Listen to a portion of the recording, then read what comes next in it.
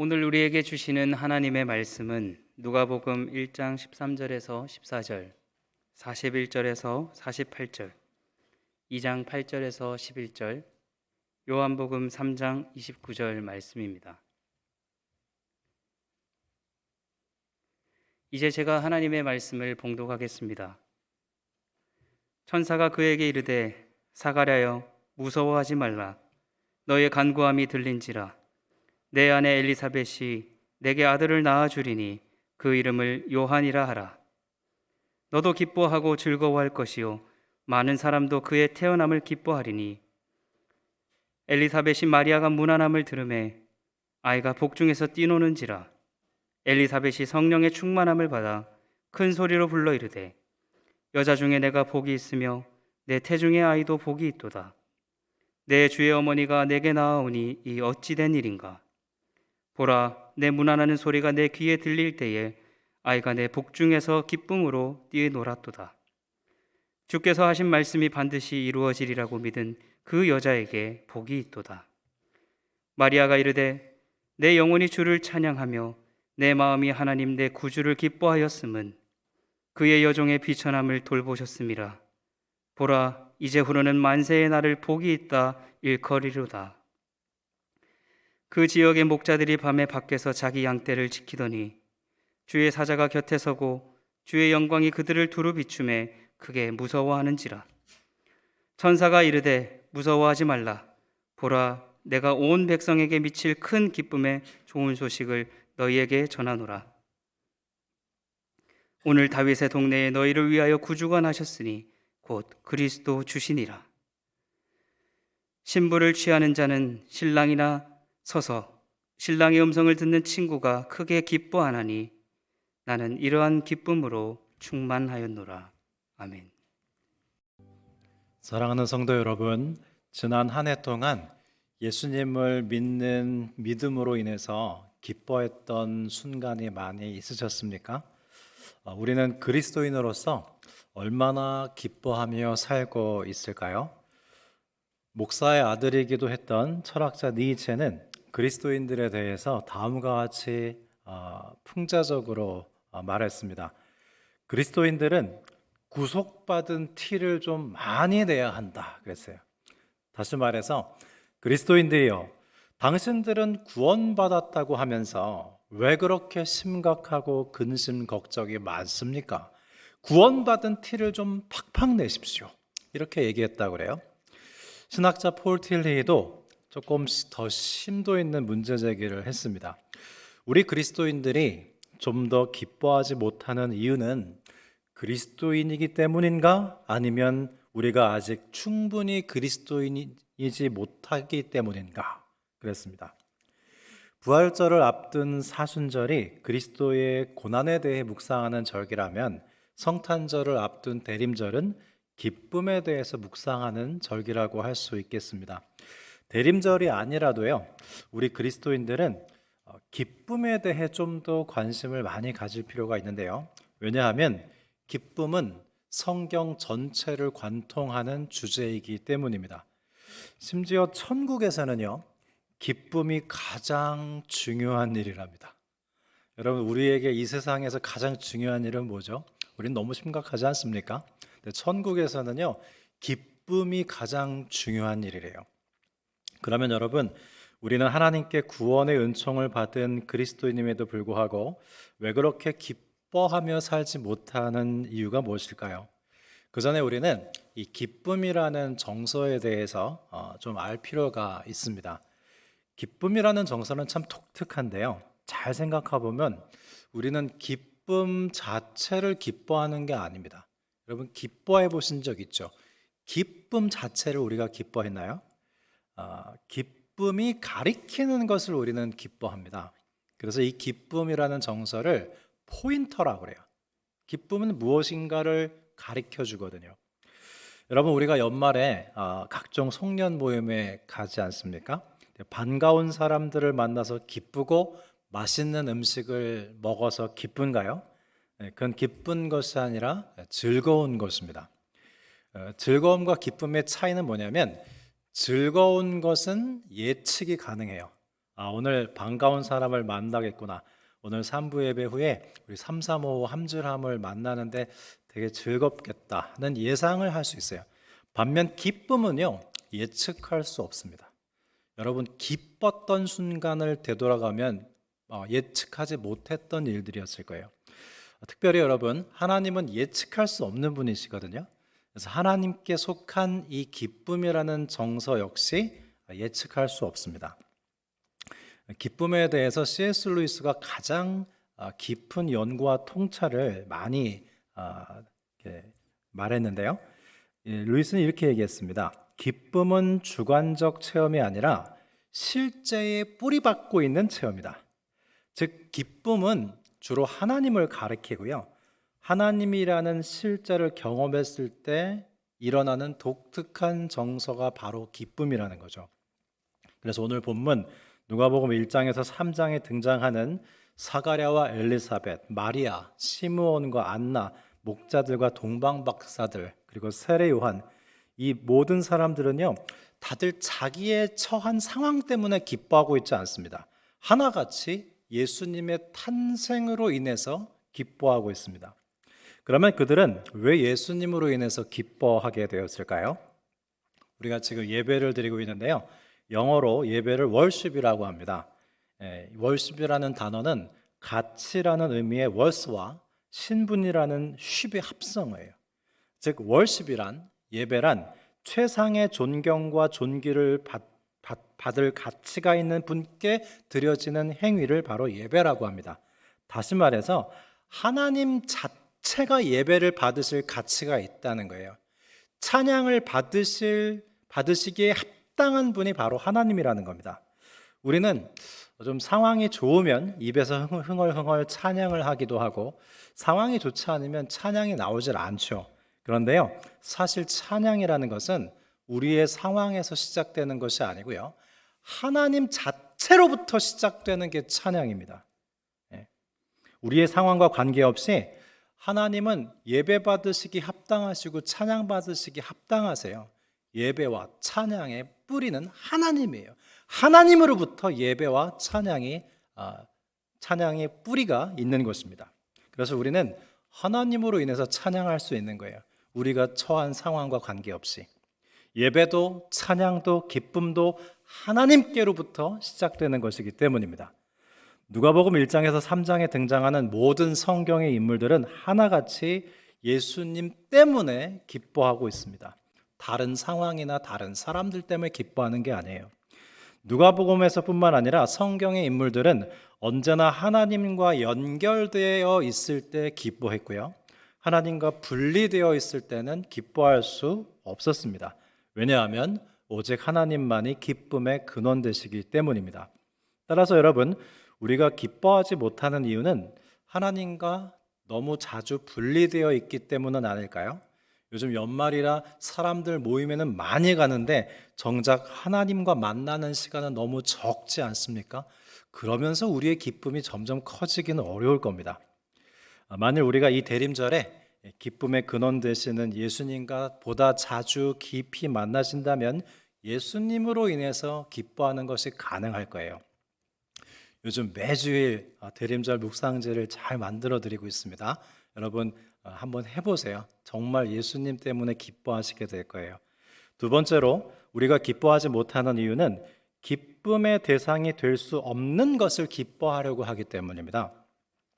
저는 결혼 주례할 때 그 정신없는 순간에 신랑 신부에게 강력한 도전을 주곤 하는데요, 신랑 신부에게 마지막으로 하는 말을 꼭 이 말을 합니다. 서로에게 마음에 들려고 하지 마라. 신랑은 신부에게 최고의 남편이 되려고 하지 말고 신부는 신랑에게 최고의 아내가 되려고 하지 마라. 그렇게 될 수가 없다. 다만 하나님의 마음에 드는 사람이 되려고 해라. 그러면 신랑이 하나님 마음에 드는 사람이 되면, 신랑이 하나님을 기뻐하는 사람이 되면 아내는 그 남편을 존경하고 싶어지게 될 거다. 아내가 하나님을 기뻐하는 사람이 되면 남편은 그 아내가 사랑스러울 수밖에 없다. 인생의 첫 번째 우선순위가 첫 번째 자리에 놓일 때 다른 모든 것은 억압받는 것이 아니라 왕성하게 일어난다. 되게 우리는 배우자가 나의 기쁨이 되기를 원하죠. 그래서 더 크게 실망하기도 하고요. 자녀가 내 기쁨이 되지 못하는 것에 대해서 한탄하기도 하는데요. 그러나 배우자도 자녀들도 사랑의 대상이 아니라 사랑의 대상이지 기쁨의 대상이 아닙니다. 애초에 그렇습니다. 대림절 첫째 주에 우리는 우리가 기다리는 것으로부터 절대적인 영향을 받는다는 말씀을 나눴죠. 그래서 우리는 우리가 기다리고 있는 대상을 예수님으로 바꾸고 예수님께로부터 영향을 많이 받기로 했습니다. 이제 대림절 세 번째 주에 할 일이 있는데요. 우리가 기뻐하려고 했던 대상을 예수님으로 바꾸는 거예요. 그러면 우리는 예수님으로 인해서 기뻐하게 될 겁니다. 예수님으로 인한 기쁨이 내 삶의 중심을 차지하도록 할 때 여러분 우리는 점점 삶이 밝아지는 걸 경험하게 될 거예요. 그런데 만일 우리가 예수님을 기뻐하지 못하게 되면 어떻게 될까요?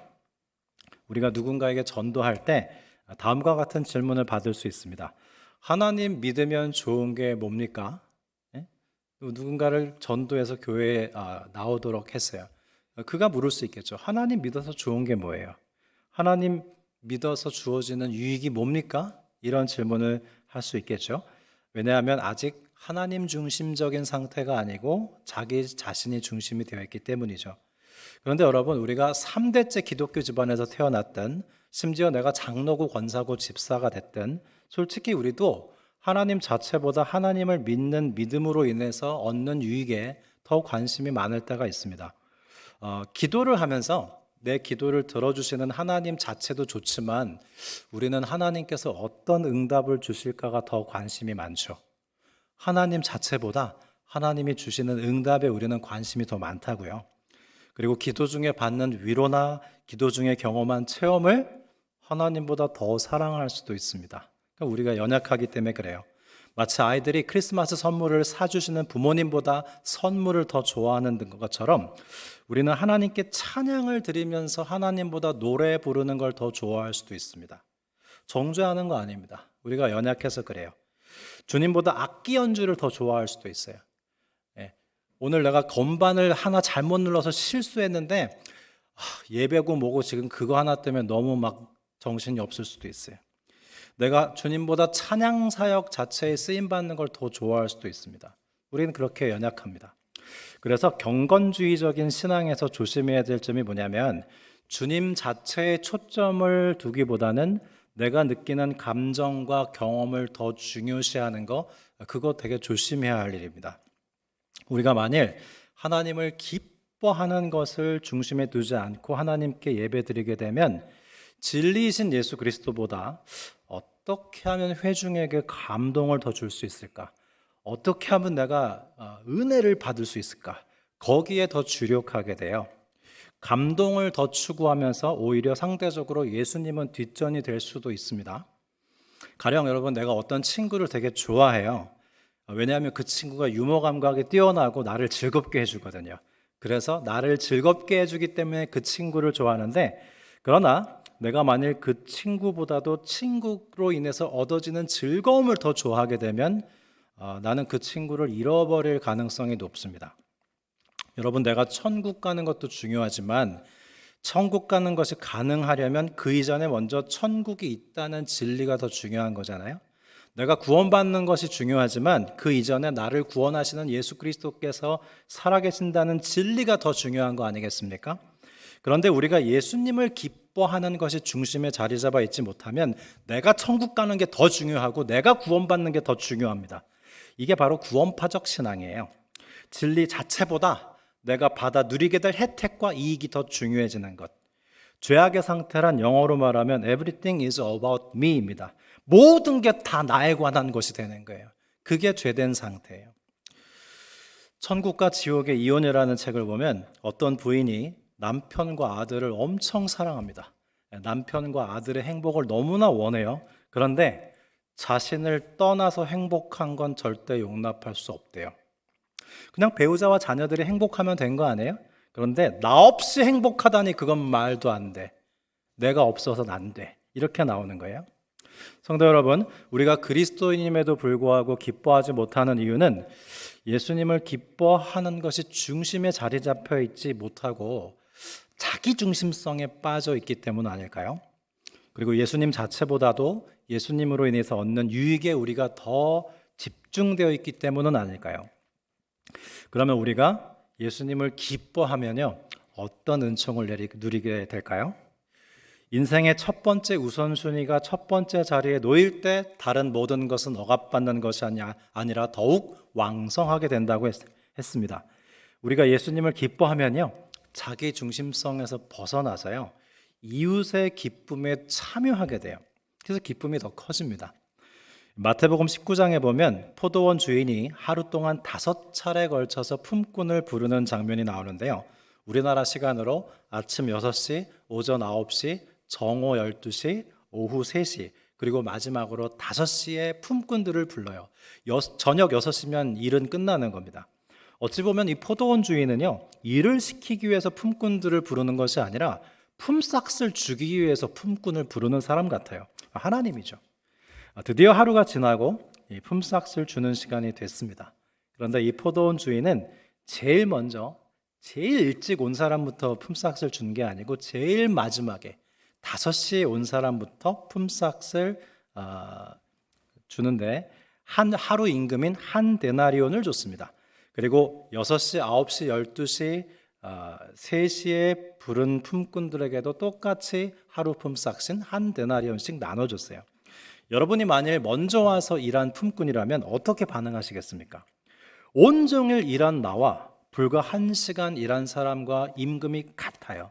그것에 대해서 포도원 주인한테 화를 내고 부당하다고 항의하시겠습니까? 아니면 참 포도원 주인이 관대하구나, 그리고 저 사람 참 1시간 일하고 나랑 똑같은 임금을 받다니 참 좋겠다 하고 주인의 기쁨에 참여하고 맨 나중에 온 사람에게 기쁨을 나누겠습니까? 우리 주님이 원하시는 건요, 후자예요. 후자. 나와 함께 나의 관대함에 참여해라. 나의 관대함을 기뻐하라는 겁니다. 우리가 하나님을 기뻐하면요, 다른 사람들이 은혜 받고 잘 되는 것을 함께 기뻐해 줄 수 있습니다. 우리가 지난주에 탕자의 비유의 말씀을 나눴는데요. 아버지가 돌아온 둘째 아들에게 옷을 입히고 반지를 끼우고 신발을 신기운 다음 잔치를 베풀어 주죠. 첫째 아들이 이것을 시기했습니다. 그러나 첫째 아들을 향한 아버지의 마음은 누가복음 15장 마지막 32절에 나와 있어요. 읽어드리면 이렇습니다. 이 내 동생은 죽었다가 살아났으며 내가 잃었다가 얻었기로 우리가 즐거워하고 기뻐하는 것이 마땅하다 하니라 그랬어요. 우리가 기뻐하는 것이 마땅하다는 거예요. 만일 첫째 아들이 아버지를 기뻐했다면 그는 아버지와 함께 동생이 돌아온 것을 기뻐했을 겁니다. 여러분, 우리가 예수님을 기뻐하면요, 우리의 이웃의 즐거움에 사심없이 참여하게 돼요. 이것을 어려운 말로 타자에 대한 풍미라고 합니다. 예수님을 기뻐하면 내 이웃이 잘 되는 것을 내가 즐길 수 있게 돼요. 오늘 본문의 엘리사벳과 마리아는 하나님을 기뻐하고 서로를 기뻐하고 있습니다. 서로를 축복하고 있어요. 세례 요한도요, 제자들이 선생님, 우리 제자 그룹이 예수님께 자꾸 옮겨갑니다. 그랬을 때 세례 요한은 예수님 질투하지 않았습니다. 그는 흥하여야 하겠고 나는 쇠하여야 하리라 그랬어요. 요즘 피터슨의 메시지 성경으로 보면 예수님은 중앙 무대로 나오셔야 하고 나는 가장자리로 물러가야 하리라 그랬어요. 그것을 기뻐했습니다.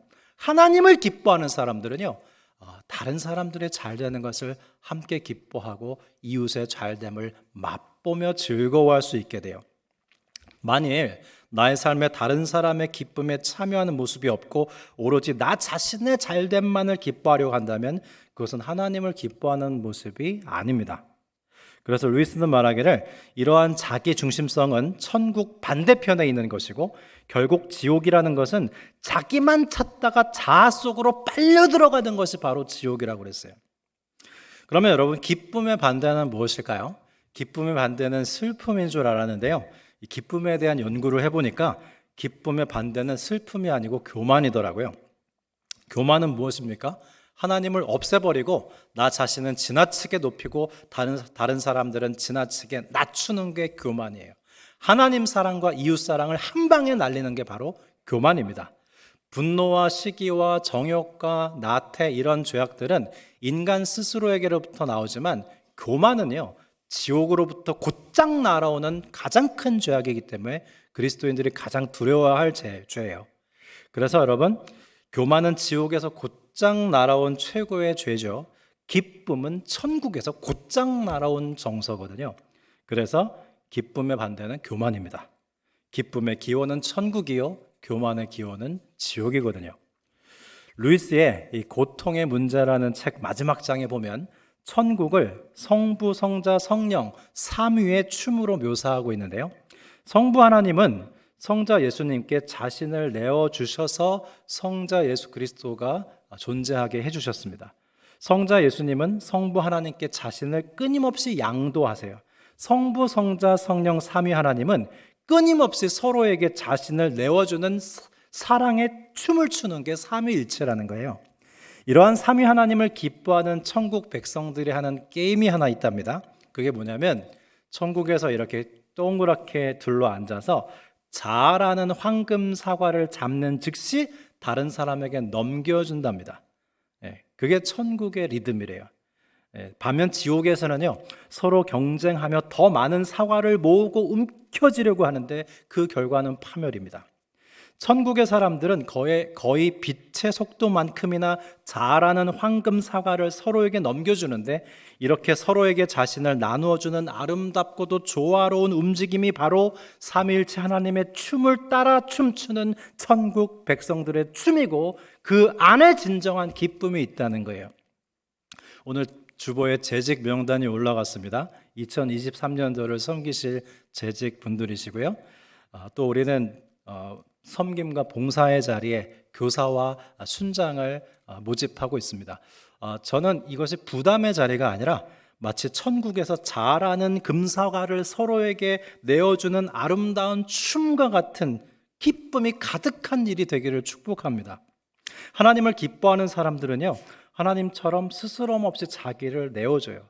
그리고 자기를 내어주면서 기쁨을 누리는 사람이에요. 하나님을 기뻐하는 사람들의 특징입니다. 사도 바울은 빌립보서 4장 4절에서 이렇게 말했습니다. 주 안에서 항상 기뻐하라. 내가 다시 말하노니 기뻐하라. 사도 바울은 지금 기뻐하라는 이 권면을 어디서 하고 있냐면 감옥에서 하고 있는 거예요. 빌립보서는 옥중서신입니다. 기뻐할 게 전혀 없는 감옥 속에서 그는 기뻐하라고 권면하는 이유는 그 자신이 주님으로 인해서 기뻐하고 있기 때문이에요. 그 다음 6절에서 7절 어떻게 주님으로 인해서 기뻐할 수 있는가 방법론을 제시하는데요. 여러분 잘 아시는 말씀입니다. 기도예요. 기도가 방법론이에요. 아무것도 염려하지 말고 다만 모든 일에 기도와 간구로 너희 구할 것을 감사함으로 하나님께 아뢰라.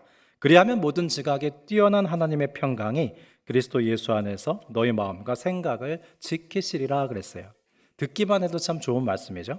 즉 기도를 통해서 걱정, 근심에 집중하지 말고 하나님께 집중하라는 말씀이에요. 여러분, 우리가 기뻐하지 못하는 이유 중 하나는 우린 너무 걱정과 근심에 집중돼 있거든요. 근데 여러분, 기도하면 어떻게 되는지 아세요? 걱정과 근심을 하나님께 드리게 돼요. 그리고 나의 걱정과 근심은 하나님께 됩니다. 거기서 우리는 한 발 뒤로 물러설 수 있게 돼요. 그리고 거기서 걱정과 근심에 집중하지 않으면서 우리는 하나님께 집중하기 시작합니다. 거기서부터 하나님으로 인한 기쁨이 시작되는 거죠. 우리가 왜 기도해야 되는지 아시겠습니까? 기도하면요, 우리가 집중해 있던 근심 걱정에서 집중의 대상이 하나님으로 바뀌어요. 그래서 걱정 근심에서 벗어나고 하나님으로 인해서 기뻐하는 길이 열리기 시작합니다. 여러분 기도하셔야겠죠? 시편 37편에 여호와를 기뻐하라 그가 내 마음의 소원을 이루어 주시리로다 하는 유명한 말씀이 있습니다. 그런데 이 시편 배후의 상황은 어떤 상황이냐면 악인들이 세상에서 너무 잘 사는 거예요. 의인들은 반면 너무 힘들게 살아요. 그래서 기쁨을 빼앗기는 이 시인에게 하나님께서 너는 악인들의 형통함을 보고 불평하면서 너의 기쁨을 빼앗기지 마라. 그리고 여호와께서 사람의 걸음을 정하시고 그의 길을 기뻐하시나니 그는 넘어지나 아주 엎드러지지 않음은 여호와께서 그의 손으로 붙드심이로다 그랬는데요. 원문에 가까운 의미는 이렇습니다. 우리가 걷는 길이 주님께서 기뻐하시는 길이면 우리의 발걸음을 주님께서 지켜주시고 어쩌다 비틀거려도 주님께서 우리의 손을 붙잡아 주시니 넘어지지 않는다는 거예요. 중요한 건 우리가 하나님을 기뻐하느냐, 하나님께서 기뻐하시는 길을 계속 가고 있느냐입니다. 그거면 돼요. 그거면 하나님이 우리를 보장하십니다. 그러니까 우리가 하나님을 기뻐하고 하나님께서 기뻐하시는 길을 걷는 한 넘어지지 않고 인생에서 바른 길을 갈 수 있다는 거예요. 만일 우리가 하나님을 기뻐하지 못하고 악인들의 형통에 불평하면서 그 결과 선을 행하지 못하면 그처럼 악한 영들이 좋아할 일은 없습니다. 그러나 하나님을 기뻐하게 되면요, 선을 계속 행할 수 있는 힘을 공급받는 거예요. 그래서 다만 여호와를 의뢰하고 선을 행하라 권면합니다. 기쁨하면 생각나는 말씀이 또 있는데요. 우리가 보았던 느헤미야 8장 10절에 보면 여호와로 인하여 기뻐하는 것이 우리의 힘이니라 그랬어요. 이스라엘 백성들이 자기 자신들이 죄인이라는 사실로 울어요. 그러자 하나님은 내가 너희를 용서했지 않냐, 그 용서 받아들이고 그만 기뻐해라, 그렇게 권면하십니다. 그리고 보면 우리는 참 기쁨을 잘도 빼앗기며 사는 것 같습니다. 악인의 형통을 보고 기쁨을 빼앗기고 나의 죄인됨을 보고 기쁨을 또 빼앗기지만 하나님은 말씀하십니다. 나를 기뻐해라. 그게 너의 힘이 될 것이다. 사랑하는 여러분, 대림절이 한 주 한 주 포개어질수록 하나님을 점점 더 기뻐하시기 바랍니다. 주 예수님을 기뻐하는 기쁨을 우리의 삶의 중심부에 두면서 예수님을 기뻐함으로 힘을 얻는 일이 우리에게 일어나게 될 줄로 믿습니다. 천재 물리학자이자 수학자인 블레즈 파스칼이요, 하나님을 기뻐하는 신비로운 경험을 했는데요. 그는 이 경험이 너무나도 소중해서 이 경험의 내용을 글로 써서 평생 자신의 옷 안쪽에 꿰매어 놓고 살았습니다. 1654년 11월 23일 밤, 예상치 못한 순간에 강력한 영적 체험을 했어요. 그는 그 체험의 상세한 내용을 양피지 조각에 적은 후 죽을 때까지 그의 겉옷 안쪽에 꿰매어 놓고 살았는데 그 기록의 상단에는 빛으로 둘러싸인 십자가가 그려져 있었고 그 아래는 다음과 같은 내용의 글이 적혀 있었습니다. 불, 철학자들과 학자들의 하나님이 아니라 아브라함의 하나님, 이삭의 하나님, 야곱의 하나님, 확신, 기쁨, 확신, 느낌, 기쁨, 평화, 예수 그리스도의 하나님, 세상을 잊고 하나님 외에는 모든 것을 잊어버림, 사람의 영혼의 위대함, 기쁨, 기쁨, 기쁨, 그리고 기쁜 눈물, 당신 말씀을 잊지 아니하겠나이다. 아멘. 이건 말로 표현을 할 수가 없어서 이렇게 표현하는 거예요. 여러분, 우리 그리스도인이라면 이런 신령한 기쁨이 있어야 되지 않겠습니까? 사랑하는 성도 여러분, 기쁨의 대상은 오직 주님이십니다. 다른 것으로 기뻐하려고 하지 마십시오. 주님을 기뻐하고 자기 중심으로부터 벗어나서 이웃의 기쁨에 참여하면서 근심 걱정에 집중하는 것이 아닌 주님께 집중하면서 예기치 못한 기쁨으로 때때로 우리에게 임하실 주님을 깊이 만나시는 이 복된 대림절의 절기가 되시기를 기원합니다. 기도드리겠습니다. 사랑의 주 예수님, 우리에게 기쁨으로 오셨건만 우리는 주님보다 주님께서 주신 것들을 더 기뻐하고 우리 자신을 더 기뻐함으로 오히려 기쁨을 잃어버리곤 했음을 고백합니다. 이제는 기쁨의 근원이신 주 예수님만을 기뻐하게 하시고 그 결과 하나님의 기쁨에 참여하게 하시며 또한 이웃의 즐거움을 즐거워하고 주님 주시는 진정한 기쁨을 우리 삶의 중심에 자리 잡게 하여 주옵소서. 이미 오셨고 다시 오실 주님을 기뻐하고 또한 주님의 기쁨이 되기를 원하며 우리의 영원한 기쁨 되시는 주 예수 그리스도의 이름으로 감사하며 기도드립니다. 아멘.